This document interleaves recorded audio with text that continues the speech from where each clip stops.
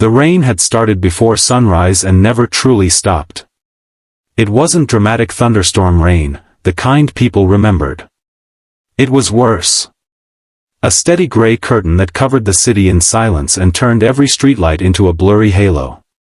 Water gathered in broken sidewalks, dripped from rusted signs, and slid down bus windows carrying reflections of strangers who had stopped looking at one another long ago. At the edge of downtown, near an old bus stop with peeling paint and a flickering advertisement board, a little girl sat alone. People passed her.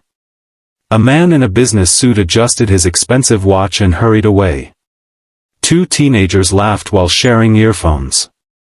A woman carrying shopping bags looked at the child for half a second, then kept walking. Everyone saw her. Nobody noticed her. She looked around 7 years old. Her dark sweater was too thin for the weather. The sleeves stretched beyond her wrists. One shoe had a small tear near the front where her sock peeked through.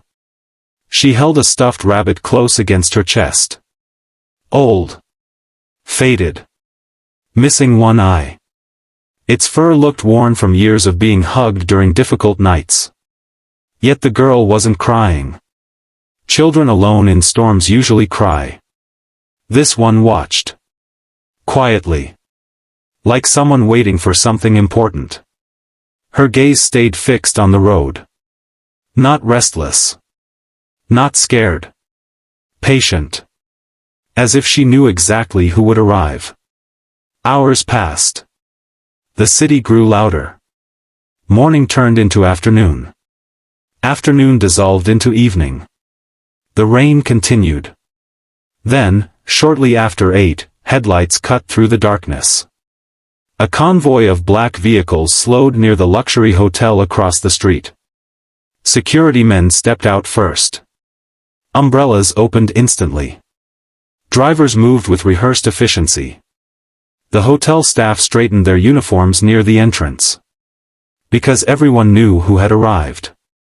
Victor Hale. The man whose companies controlled industries across continents. The Billionaire newspapers called unstoppable. Financial magazines printed his face beside headlines about power, discipline, and vision. Young entrepreneurs quoted him. Politicians invited him. Television hosts admired him. His life looked perfect from far away. Private jets. Luxury homes. Awards displayed in glass offices. Influence. Respect. Success. Yet tonight, when the rear door opened and Victor stepped out, perfection was nowhere to be seen. He looked tired. Not ordinary tired. Not the exhaustion fixed by sleep. This was older. Deeper. The kind carried inside people for years. His suit cost more than most people earned in months, but it hung heavily on him. His hair, once sharply styled in every interview, had streaks of gray near the temples. Dark circles sat beneath his eyes. The driver opened an umbrella. "Sir." Victor nodded absent-mindedly. He took one step toward the hotel entrance. Then stopped. His chest tightened. Again. That strange pressure had been appearing more often. Doctors said stress. Nutrition specialists suggested rest. His assistant scheduled wellness retreats. Nothing changed. Because his problem wasn't physical. His problem had a name. Loneliness. Though nobody imagined billionaires suffered from it. His board meeting earlier had ended badly. Investors wanted expansion. Executives wanted more profit. Reporters wanted statements. His phone contained dozens of unread messages. One remained unanswered for weeks. His son. 30 years old. Living abroad. Their conversations had become shorter every year. Eventually they became silence. Victor stared toward the hotel. Warm lights. Luxury. Comfort. Yet the idea of entering another expensive room alone felt unbearable. For a moment, he simply stood in the rain despite the umbrella. Then something unusual happened. He felt watched. Not in the way wealthy men feared threats. Different. Gentler. He turned. Across the road. At the bus stop. The little girl stared directly at him. Most children reacted to rich strangers with curiosity. Sometimes excitement. Sometimes fear. This child's expression was neither. She looked at him the way people looked at old photographs. As if remembering something. Victor frowned slightly. The driver noticed. "Sir?" Victor kept staring. The girl didn't look away. A strange discomfort moved through him. Not danger. Recognition. Impossible. He had never seen her. Yet something about her eyes felt familiar. The driver adjusted the umbrella. "We should go inside. Your schedule tomorrow starts at 6. Victor remained silent. Then, unexpectedly, he stepped away from the hotel entrance. The driver blinked. "Sir?" Victor ignored him. His expensive shoes touched rainwater as he crossed toward the bus stop. Security exchanged confused looks. Nobody questioned him. Power often made strange behavior acceptable. The closer he came, the smaller the girl appeared. Tiny shoulders. Cold hands wrapped around the rabbit. Still watching him. Victor stopped a few feet away. "You shouldn't be here alone." His voice sounded rough.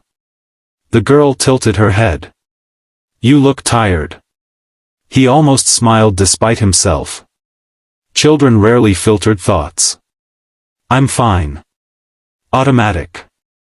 The answer successful people gave constantly. "Fine. Always fine." The girl studied him for several seconds. Then shook her head slowly. "No." The word landed unexpectedly. Simple. Certain.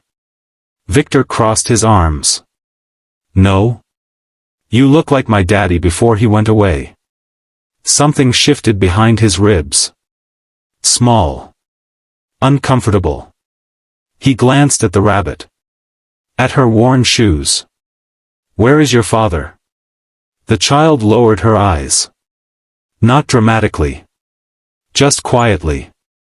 Like repeating something accepted long ago. He fell asleep while driving. Victor froze. Rain tapped softly against the metal roof above them. The driver looked away. The billionaire swallowed. He had spoken at memorial events. Donated millions after tragedies. Yet hearing loss explained by a child always felt different. Smaller. Sharper. "I'm sorry." The girl nodded. Not seeking sympathy. Children surviving pain sometimes accepted truths adults fought forever. Silence stretched between them. Then she looked back up. "You should sleep too." Victor frowned slightly. "What?" "You're tired." The sentence was innocent. Yet his chest tightened again. Because he was tired. Exhausted. Not from meetings. From carrying versions of himself. The ambitious young man. The ruthless businessman. The confident leader. The public figure. Sometimes he wondered whether anything remained beneath them. He exhaled slowly. "I have work." The little girl's expression changed. Not angry. Concerned. Her fingers tightened around the stuffed rabbit. Then, very softly, she whispered. "Don't sleep, sir." Victor waited. Her eyes lifted toward his. Clear. Serious. "My mom is coming." The word sounded ordinary. Yet something in her tone wasn't. His eyebrows drew together. "What?" The driver stepped closer. "Sir, perhaps we should." Victor raised one hand without looking away from the child. She told me to wait here, the girl continued. Victor glanced around. Empty sidewalks. Rain. Passing cars. No woman nearby. Your mother? The child nodded. She helps people before it's too late. A strange chill moved through him despite the expensive coat. He disliked unexplained things. His world depended on numbers. Forecasts. Strategies. Everything measurable. Children spoke differently. Their truths ignored logic. Still. He found himself asking. Where is she? The girl smiled faintly. She'll come. Confidence. Absolute confidence. As though waiting and certainty were the same thing. Victor checked his watch automatically. 8:23. Meetings tomorrow. Flights next week. Investors. Schedules. Yet he remained standing beside a rainy bus stop listening to a child. His younger self would have laughed at this. The younger Victor believed time was currency. Nothing deserved wasting. Back then he chased success with terrifying hunger. He remembered tiny apartments. Unpaid bills. Cold winters. And one person beside him. A woman. Her laughter. Her stubborn belief that life meant more than achievement. The memory arrived unexpectedly and vanished before he could stop it. The girl reached into her sweater pocket. Pulled out something folded. Old paper. Edges damaged by time. She held it toward him. For you. Victor hesitated. Then accepted it. The photograph felt damp. He unfolded it carefully beneath the bus stop light. His breathing stopped. A woman smiled from the image. Standing beside a food truck. Her arm wrapped around the little girl. Older now.